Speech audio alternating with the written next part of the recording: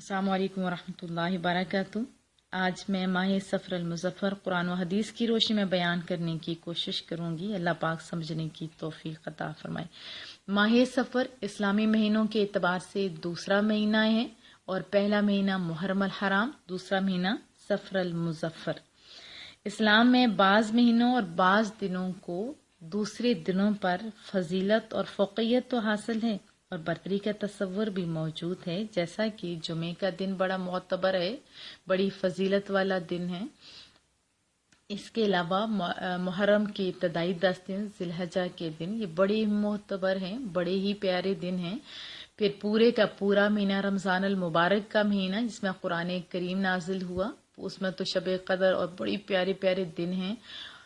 और इसी तरह जिसमें साहिब कुरान तशरीफ लाए, रबीउल अव्वल शरीफ का महीना, वो भी बड़ा ही मोतबर महीना है, जब अंधेरे जो है रोशनियों में तब्दील होते, जहालत दूर चली जाती है और हमारे पास इस्लाम जैसा नूर मिलता है। ये सारे बड़े ही मोतबर महीने हैं, लेकिन नहुसत का कोई तस्वर इस्लाम में मौजूद नहीं। मुस्तफ़ा करीम सल्लल्लाहु अलैहि वसल्लम ने तमाम खराफात का ऐलान नबूवत के बाद रद्द कर दिया था। क्या फरमाया था? वला सफर, सफर कोई चीज नहीं। अब सफर को मनहूस क्यों कहा जाता है? पहले तो आप भी एहतियात बरतिए। एक हदीस तैयबा पहले आपको सुना दूं, फिर सफर को जो ये लोगों में रवायात मशहूर है वो वजह बताऊंगी। हदीस कुदसी है। हदीस कुदसी वो होती है जो रब के बोल होते हैं और मुस्तफ़ा करीम सल्लल्लाहु अलैहि वसल्लम फरमा रहे होते हैं।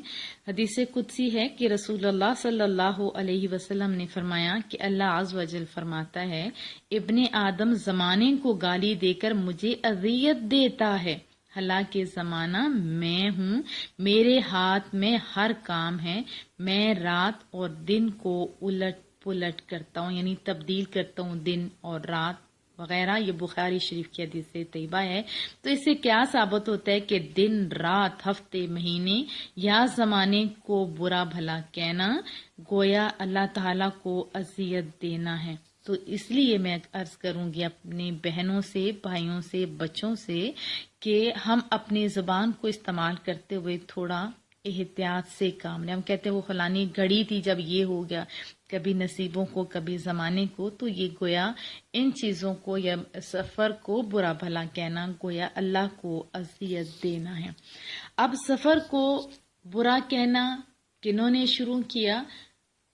लफ्ज सफर जो है अरबी जबान के, जो कि 3 हरूफ सौद, फा और रा का मुरक्कब है। इसके मानिए खाली होना या पीला होना, खाली होना या पीला होना।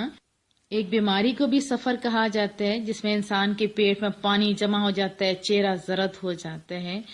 तो इसके अलावा जो इसकी वजह है, सफर को लोग अरब जो थे ये जमाने जाहिलियत में सफर को सिफर कहते थे, जीरो के मानों में लेते थे, जिसकी कोई अहमियत नहीं होती, उसको सिफर जैसे कहा जाता है।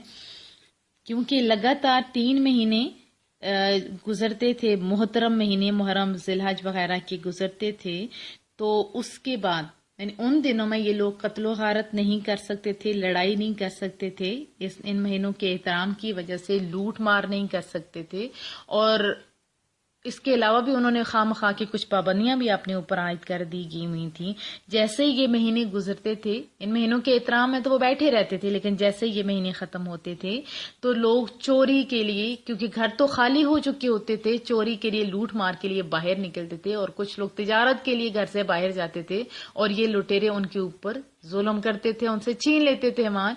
इसी तरह जंगो जदल पहले बंद होता था, फिर दोबारा लड़ाइयों का सिलसिला शुरू हो जाता था, तो घर खाली हो जाते थे। इस वजह से इस सफर को ये लोग मनहूस कहते थे, यानी माल से खाली हो जाते थे। घर से मर्द जब जंग के लिए चले गए तब भी खाली हो गए। जब चोर लूट घसूट करेंगे या डाका सनाई करेंगे तो फिर भी तो मनहूस होती, उसको वो तस्वर करते थे।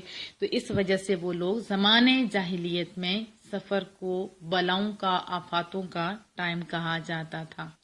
लेकिन जैसे मुस्तफ़ा करीम सल्लल्लाहु अलैहि वसल्लम तशरीफ लाए, ऐलान नबूवत के बाद फौरन इन खराफात का रद्द कर दिया गया। फरमाया वला सफर, सफर कोई चीज नहीं।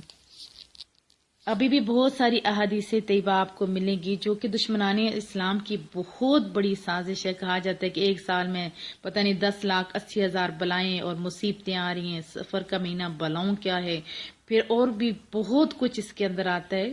تو یہ غلط ہے. ایک بات میں آپ کو بتا دوں، مصطفیٰ کریم صلی اللہ علیہ وسلم کی نسبت کرنا کوئی بھی غلط چیز گویا اپنے آپ کو جہنم کا حقدار ٹھہروانا ہے. رسول اللہ نے فرمایا کہ جو میرے پہ جھوٹ بولے گا وہ کبھی جنت میں نہیں جائے گا. ہمارے پاس بہت سارے میسج آتے ہیں اور ہم تھوڑا ڈر بھی جاتے ہوتے ہیں، تو یہ ہمیں جس سے ڈرنا چاہیے اس سے تو نہیں ڈرتے، ہمیں تو اللہ سے ڈرنا چاہیے نا. جیسے ہی میسج آئے گا کتنے لوگوں کو بھیجو گے تو آپ کو خوشی ملے گی، اور اتنے لوگوں کو آپ نہیں بھیجو گے تو آپ کے اندر غم آئے گا. تو دیکھو، غم ہمارے عملوں کے باعث آتے ہیں. اب دینی اسلام کی دوری کے باعث ہم لوگ ایسا کرتے ہیں، ورنہ قرآن و حدیث میں یا قرآن کریم کی روشنی میں بدشگونیوں اور بدفالیاں یہ سارا کفار کا نظریہ اور عقیدہ تھا. اسلام کا دامن تو ان خرافات سے بالکل پاک اور ستھرا ہے. جیسے ہم کو دیکھتے ہیں قرآن کریم میں حضرت موسیٰ علیہ السلام کی قوم بنی اسرائیل پر جب اللہ کی جانب سے انعام و اکرام کی بارش ہوتی تو کہتے یہ سب ہماری بدولت ہے، لیکن جب ان کے اوپر کوئی مصیبت پہنچتی تو اسے موسیٰ علیہ السلام اور ان کے پیروکاروں کی نحوست قرار دیتے. اللہ پاک نے ان کے اس نظریے کی تردید کرتے ہوئے فرمایا، خبردار یہ نحوست اللہ کی جانب سے ان کے برے اعمال کی بدولت ہے. یہ سورۃ الاعراف میں آتا ہے. پھر قوم سمود نے بھی یہی کہا ہے، سمود علیہ السلام ہم تجھے اور تیرے پیروکاروں سے بدشگونی لیتے ہیں. سورہ نمل میں آتا ہے. ان کی نظریے کی تردید بھی اللہ پاک نے اپنے الفاظ میں کر. حضرت عیسیٰ علیہ السلام نے اہلان انطاکیہ کی طرف تبلیغ دین کے لیے اپنے نائب بھیجے تو اہل انطاکیہ نے ان کی بات نہیں مانی، ان کو زد و کوب کیا اور یہ کہا کہ ہم تجھ سے بدشگونی لیتے ہیں، یعنی تمہارا یہاں آنا ہمارے لیے نحوست اور بے برکتی کا باعث. استغفر اللہ. یہ ایسے الفاظ آپ کو پورا پڑھیں گے سورہ یاسین کا مفہوم ملتا ہے آیت 18 کا. تو ان آیات سے ہمیں کیا ملتا ہے کہ جو بابرکت ہستیاں تھیں ان کو بھی برا بھلا کہا کنہوں نے؟ کفار نے. تو یہ ان کا طریقہ ہے. پھر ایک اور کچھ آیات میں آپ کو سنا دوں، سورۃ النساء کی ہیں، ترجمہ آپ کو سناؤں گی. آپ کو کوئی بھی راحت و آسائش یا بلائی پہنچتی ہے تو اللہ کے حکم سے. یہ کتنا خوبصورت ہے. ہم اپنے اوپر نہیں، ابھی بھی ہمارا یہی ہے کہ اگر ہمیں کوئی اچھی چیز ملتی ہے تو اسے سارا کریڈٹ اپنے اوپر لے جاتے ہیں، اگر غلط کچھ ہو تو ہم اسے تقدیر کے متھے لگا دیتے ہیں یا کسی عورت یا مرد یا فیملی ممبرز کو کہہ دیتے ہیں. نہیں، یہ چیز درست نہیں ہوتی. اب کیا ہے کہ آپ کو کوئی بھی راحت و آسائی یا بھلائی پہنچتی ہے تو وہ اللہ کے حکم سے ہے، اور اگر کوئی مصیبت پہنچے تو وہ تمہارے اپنے اعمال کی وجہ سے. کون فرما رہے؟ رب ذوالجلال سورۃ النساء میں فرما رہے. پھر آتے ہیں، اگر کسی بستی اور علاقے کے باشندے ایمان لے آئیں اور اللہ سے ڈرنے لگیں تو ہم ان پر زمین و آسمان سے رحمتوں کے خزانے کھول دیں گے. سورۃ الاعراف. پھر آگے آتا ہے کہ اے پیغمبر کہہ دیجئے ہمیں صرف اتنا ہی نقصان پہنچے گا جتنا اللہ جل شانہ نے ہمارے تقدیر میں ازل سے لکھ دیا ہوا ہے، وہی ہمارا حامی و ناصر ہے. اسی کی ذات پر مومنین کو بھروسہ کرنا چاہیے. پھر آگے آتا ہے، یہ سورۃ توبہ کی آیت کا ترجمہ سنایا تھا میں نے. پھر آتا ہے جس نے نیک کام کیا تو وہ اپنے فائدے کے لیے کیا، اور جس نے برائی کی تو اس کا وبال اسی پر ہے، کیونکہ اللہ تعالیٰ بندوں پر ظلم نہیں کرتا. اور پھر اللہ نے جب زمین و آسمان دن رات یہ سارے کچھ بنائے، وہ اللہ جو اپنی سگی ماں کی نسبت 70 گنا زیادہ پیار کرتے ہیں، وہ بھلا کسی انسان کو، کسی مہینے کو، کسی چیز کو منحوس کیوں قرار دے گا؟ پھر سورۃ الروم میں آتا ہے زمین اور سمندر میں فساد ظاہر ہونا انسانوں کے ہاتھوں کی کمائی ہے. گویا جو جتنی یہ ساری غلط چیزیں ہوتی ہیں وہ ہمارے گناہوں کا نتیجہ ہوتا ہے. حدیث طیبہ میں سفر کے بارے میں آیا کہ مفہوم حدیث کیا ہے کہ رسول اللہ صلی اللہ علیہ وسلم نے فرمایا کہ اللہ کے حکم کے بغیر کوئی مرض نہیں لگتا، نہ ہی سفر کے ماہ میں نحوست ہے اور نہ ہی غول. واضح طور پہ فرمایا رسول اللہ صلی اللہ علیہ وسلم، لا سفر، کوئی سفر نہیں. یہ بڑی حدیث طیبہ تھی، اس میں سے میں نے یہ تھوڑا سا آپ کو بیان کیا. پھر سنن ابو داود کی حدیث طیبہ ہے، کوئی بیماری متعدی نہیں، نہ الو کا نکلنا، کچھ نہیں، کسی ستارے کی تاثیر وغیرہ، اور نہ سفر کا مہینہ. یہ سب سفر کا مہینہ کوئی منحوس نہیں، یہ واضح طور پہ رسول اللہ صلی اللہ علیہ وسلم نے فرمایا۔ ابھی جو لوگ کہتے ہیں کہ آفات اور بلیات کا مہینہ ہے تو یہ چیز درست نہیں ہے۔ اس میں لوگ صدقہ خیرات کرتے ہیں، صدقہ خیرات کرنا اچھی بات ہے، چاہے چنوں کا کرو تو چاہے اس کے مد مقابل پیسے دے دو، صدقہ کرنا وہ آفات اور بلیات ڈالتا ہے۔ خالی سفر میں نہیں بلکہ پورا سال بندے کو صدقہ خیرات کرنا چاہیے۔ اس کے علاوہ کچھ مخصوص صورتوں کا پڑھا جاتا ہے تو ٹھیک ہے، ان کی فضیلتیں ہیں اور ان سے ثواب بھی ہوتے ہیں، ان کی برکات بھی حاصل ہوتی ہیں، لیکن جس انداز سے کہا جاتا ہے یہ چیز بھی درست نہیں ہوتی۔ پھر بہت سارے لوگ کہتے ہیں کہ 13 تیجی یعنی ابتدائی 13 دن یہ زیادہ منحوس ہوتے ہیں، اس میں شادی نہیں کرو، یہ نہیں کرو، وہ نہیں کرو، تو ایسی کوئی بات نہیں۔